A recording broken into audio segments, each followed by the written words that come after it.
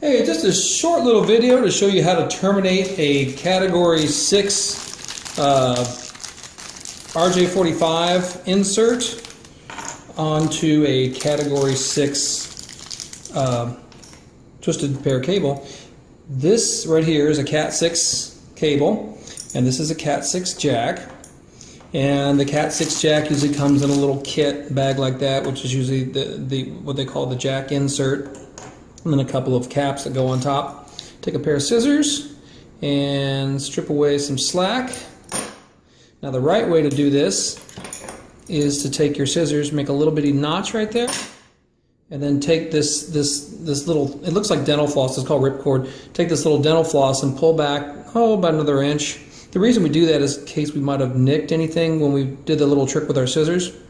You pull that back, then use your scissors to carefully cut off the slack of this, what they call the jacket, this outer skin on the cable is called the jacket, to be as close to the place where we terminate it as possible. What we don't want is for our cables to be connected this way and then to have this extra, exposed twisted wire hanging out like that. We want to get it up as close as possible.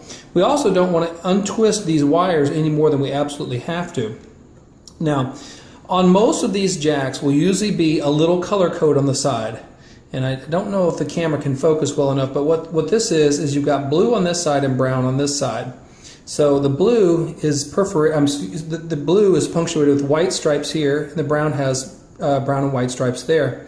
What that means is that in your wire, you've got these twisted pair which come with a combination of a blue and a white, a brown and a white, a green and a white, an orange and a white. So what they're telling you here with this little diagram is that with your blue pair, which you're going to put in these two slots, you want to put your white one on the one that's got the white blue markings, and you want to put your blue wire in the one that's got the solid blue. And repeat the same process for every other spot. So I'm going to get started by taking the wire and figuring out about where I want it to be, and then beginning to put them in the basic areas where I'm going to need them. Basically just kind of doing a little pre-staging here. Okay, so basically that's what my pattern is going to look like. Now on the other side, it might seem a little confusing because there's like an orange and a green, and they're on opposite sides, top and bottom, and you're like, well, why is it like that? Well, you can't see it, but on the very top there's a little A in between the orange and the green, and then on the bottom there's a little B between the orange and the green. What that's saying is that if you terminate the wires matching the top way, you'll have what's known as a 568A termination, and if you terminate them on the way they match on the bottom, then you'll have a B termination. Generally, most of the time you want a B termination. Whatever you do, you want your jack to match the other end. So if your other end is a patch panel, if your patch panel has a B-style termination, you want B-style on your jack, okay?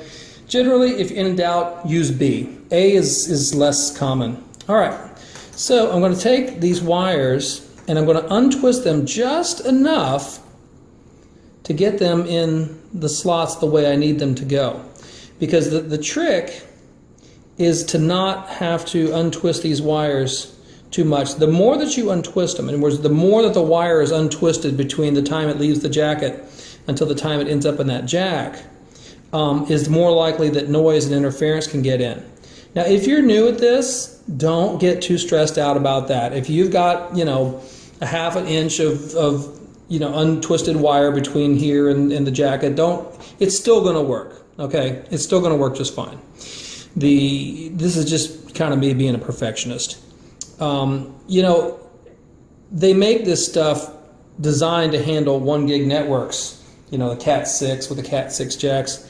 I find, though, that most of the time, many people are still running 100-bit networks.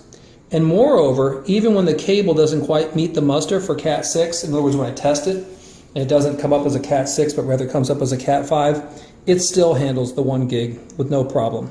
All right, so don't get too stressed out about the twisty thing. Okay, so that's kind of what it should look like when right before you're ready to cut. All right. Now I can see already I've made a mistake, so I'm going to go back and fix my mistake. What I did was I messed the pattern up on the green and the blue. This is a good reason to double check your work right before you start cutting. I had the green towards the back. It needs to be towards the front. Same thing with the blue. The thing that drives me bananas, and I've been in this industry for many years, is that every one of these jack manufacturers has some kind of a different pattern for the way you lay out the wires, which I just never could understand why they couldn't just agree on one pattern for everything. Okay, next I need my punch down tool with the 66 cut blade. This is the blade that goes inside here, all right? The 66 cut blade. If you don't know where to get one of these, you can get one of these at Home Depot, or if you want, there's a link on the website that's listed in the description that shows you a link where you can get these things on Amazon. They're not too bad. You can get a pro grade one for about 80 bucks, or you could get a beginner grade one for probably about 30 bucks. Okay, so what I'm going to do is with the cut blade in there and cut the cut end is the one that's got the little triangle, the little slanted side to it, is I want the cut side on the outside. In other words, I want the cut to be facing away from the jack. As I'm going to go down on each one of these slots, I'm going to push in this little blade on top of each one of these, and what it does is it uses a spring-loaded bounce effect to, it's called an impact, is a spring-loaded impact to drive the wire down deep inside that groove where it gets pressed in between two little metal teeth, which then make the connection. Simultaneously, that cut blade is cutting off the end of the wire that we don't need. With that. Okay, once this is done, then you put your little dust caps on top of there. They're also called retention caps. Basically what they do is they keep oxidation and air, and they keep also the possibility of the wire popping out of there. But anyway, that's what it should look like when it's done. And again, ideally we want the skin or the jacket of the cable coming all the way up to the very end of the, right before it goes in and gets terminated. We don't want exposed wire back here. Okay, so that is a Category 6 RJ45 terminated to a Category 6 cable. Thanks for watching.